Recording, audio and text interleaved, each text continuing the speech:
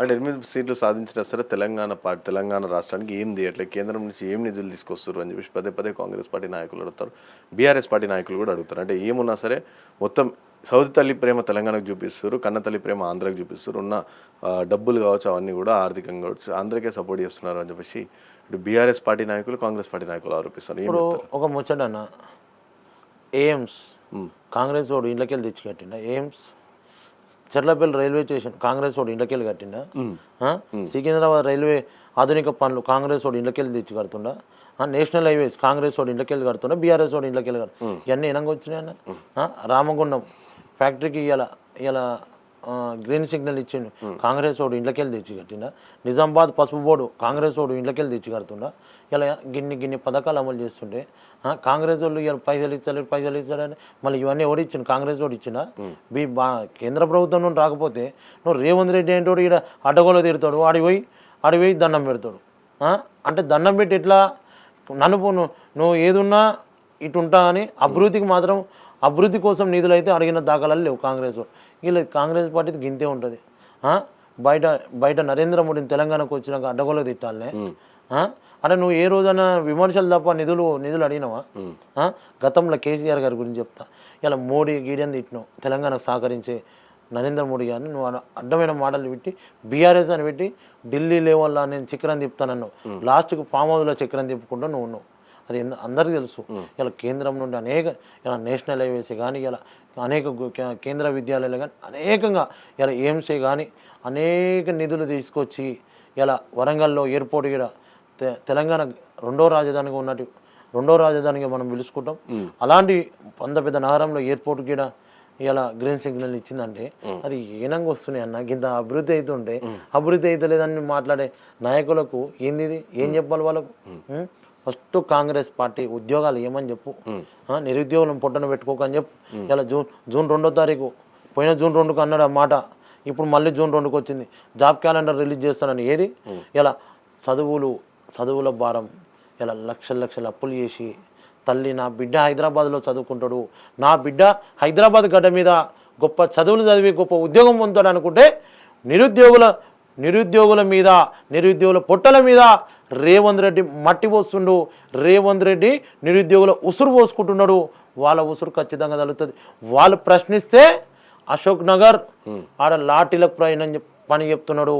నాడు ఇంత పెద్ద తెలంగాణ ఉద్యమంలో కూడా లాఠీ ఛార్జీలు లేవు. నాడు ఉద్యమం చేసినాం తప్ప కేసీఆర్ తెలంగాణ రాష్ట్రం ఏర్పడంగా కేసీఆర్ గారు ఏ రోజు లాఠీలకు అప్పచెప్పలే. కానీ ఈరోజు రేవంత్ రెడ్డి వచ్చినాక మళ్ళీ టీఆర్ గ్యాసులు వెళ్తున్నాయి, మళ్ళీ లాఠీలకు పని చెప్తుండు. దిల్సుఖ్ నగర్లో నడి రోడ్డు మీద అర్ధరాత్రి పూట నిరసన తెలిపితే కుక్కలం బాధించిన మూర్ఖుడు ఎవడంటే ఈ రాష్ట్రంలో రేవంత్ రెడ్డి. ఇలా ఎటుపోతుందన్న సమాజం, ఎటుపోతుంది, ఏం జరుగుతుంది తెలంగాణ గడ్డ మీద? ఇలా ఇలాంటి పనులు నీచమైన పనులు చేస్తుందేమో రేవంత్ రెడ్డి, ఇలా విమర్శించేదేమో నరేంద్ర మోడీ గారిన. సిగ్గుండాలి కాంగ్రెస్ పార్టీ నాయకులకు, ఏమైనా శరం ఉండాలి.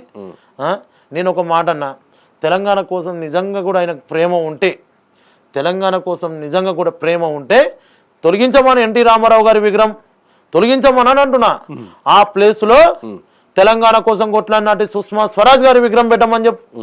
నిజంగా కూడా రేవంత్ రెడ్డి ఏంటంటే తెలంగాణ మీద ప్రేమ ఉంటే సి నారాయణ రెడ్డి, కాళోజీ నారాయణరావు, ఇలా దాశరథిది, ఇలా బొమ్మెర పోతన్నది, పోలూరు సోమన్నది ఆ విగ్రహాలను తీసుకుపోయి అమరావతి మీద పెట్టమని చెప్పు.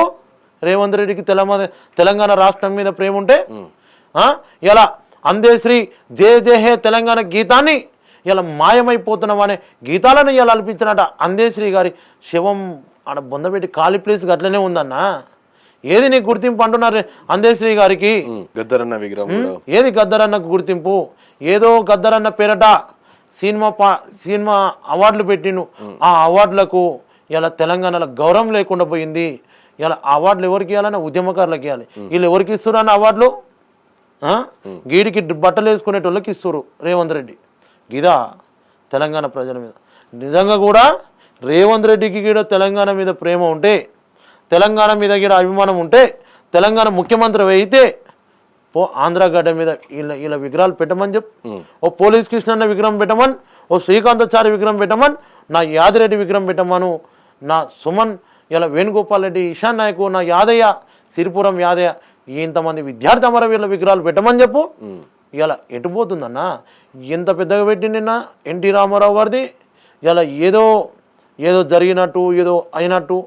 ఎన్టీ రామారావు గారిని నేను అభిమానిస్తాను, నేను కాదంటలే, కానీ తెలంగాణ అస్తిత్వం కోసం కొట్లాడిన విగ్రహాలు పెట్టమని అంటున్నా కదా. తెలంగాణలో ఇంతమంది కవులు ఉన్నారు కదా, తెలంగాణలో ఇంతమంది రచయితలు ఉన్నారు కదా, ఎందుకు వీళ్ళని అవమానపరుస్తున్నావు? సి నారాయణ రెడ్డి గొప్ప కవి, ఎన్ని కవిత్వాలు రాయలే. దాశరథి నా తెలంగాణ కోటి రతనాల వీణ అని ఇలా ఆ రోజు గొంతెత్తింది కదా. ఇలా కాళోజీ నారాయణరావు ప్రాంతం వర్ధోగం చేస్తే ప్రాంతీయ దారుణైన మేము పండబెడతామన్న కాళోజీ నారాయణరావు ఏం తప్పు చేసిండు? తెలంగాణ కోసం తన జీవితాన్ని అంకితం చేసినట్టు ఒక జయశంకర్ సార్ ఇలా ఏం తప్పు చేసిండు?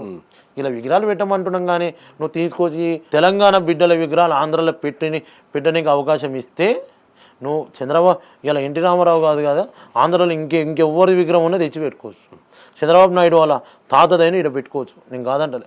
తెలంగాణలో ఉన్నటువంటి విగ్రహాలు పెట్టాలి. ముఖ్యంగా కూడా హెచ్చరిస్తున్న రేవంత్ రెడ్డి, నీ వైఖరి నీ పద్ధతి మార్చుకోకపోతే తెలంగాణ సమాజం గుణపాఠం చెప్తుంది.